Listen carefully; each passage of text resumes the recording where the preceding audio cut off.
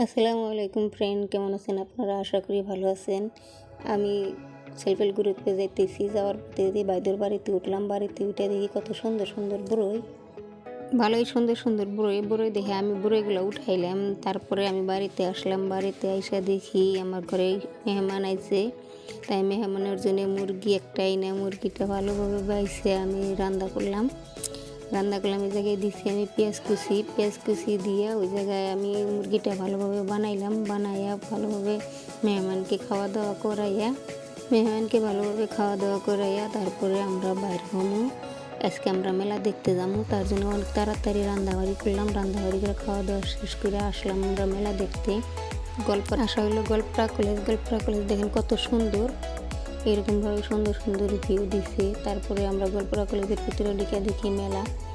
আমরা বাসনপাতি, cup plate এগুলা দেখলাম, এগুলা অনেক সুন্দর, কিন্তু বাইরের থেকে অনেক দাম বেশি, তার জন্য আমরা এগুলো নিলাম না নিয়ে তারপরে আমরা দেখলাম কাপড়ের দোকানে গেলাম। যাই দেখি ভালো ভালো উড়া চাদরগুলা দেখলাম, পছন্দ হয়, কিন্তু লাল কালারের জন্য সেজন্য নিলাম না। তারপরে আসলাম আমি ব্যাগের দোকানে এসে দেখি ব্যাগগুলো অনেক ভালো, কিন্তু কোয়ালিটি ওরকম ভালো না দেখে চেন খুলে দেখলাম, দেখি তাও অতটুকু ভালো লাগলো না, তার জন্য করলাম বাড়িতে চলে যাই। বাচ্চাদের কত সুন্দর সুন্দর খেলনা, আমি যাতে অনেক ভালো ভালো ভিডিও দিতে পারি, আপনারা আমার সাথে থাকেন, শেয়ার করেন, কমেন্ট করেন।